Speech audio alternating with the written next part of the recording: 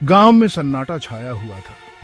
सालों से बस फुसफुसाहट गूंज रही थी। लोग अंधेरा हवेली के बारे में बातें करते थे। ये हवेली गांव के आखिर में बनी एक भव्य हवेली थी। लोगों का कहना था कि यहाँ अजीब रोशनियां और डरावनी आवाजें आती हैं। कुछ का मानना था कि हवेली में मरने वालों की आत्माओं का वास है।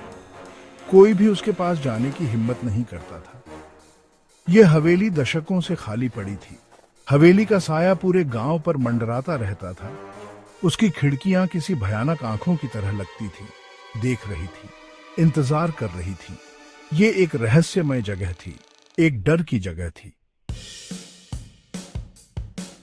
राघव को भूतिया कहानियों का बहुत शौक था। वो दिन रात उनकी खोज में लगा रहता था। भूतिया किस्से पढ़ना उसका शौक था। वो हमेशा से एक असली भूत से मिलने का सपना देखता था।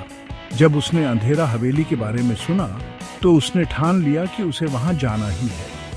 उसके दोस्तों ने उसे बहुत समझाया।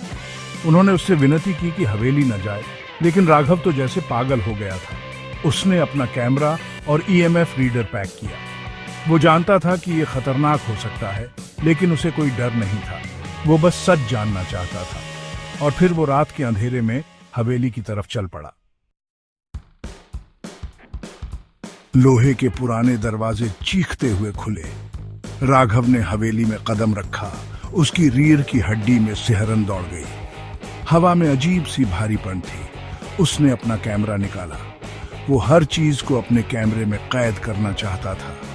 तभी उसे एक आवाज सुनाई दी, एक धीमी फुसफुसाहट जो हवेली के अंदर से आ रही थी।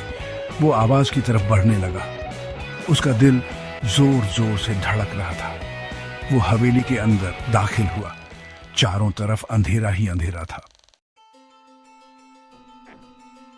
फिर से वही आवाज आई, फुसफुसाहट, लेकिन इस बार साफ सुनाई दे रही थी। वो आवाज का पीछा करता रहा। आवाज उसे हॉल के आखिर में एक कमरे तक ले गई।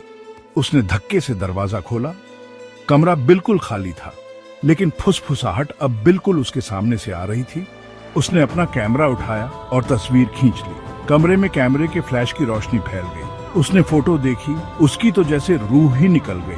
फोटो में एक छोटा सा लड़का खड़ा था, लेकिन वो कोई भूत नहीं था। वो एक सचमुच का लड़का था। वो रास्ता भटक गया था और बहुत डरा हुआ था। वो कई दिनों से इस हवेली में फंसा हुआ था। राघव ने उस लड़के को हवेली से बाहर निकाला। सारी फुसफुसाहट, सारी आवाजें, वो सब उस लड़के की थी।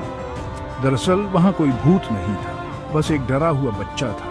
राघव ने उस रात एक बहुत बड़ा सबक सीखा। कभी कभी सच्चाई किसी भी भूतिया कहानी से ज्यादा डरावनी होती है।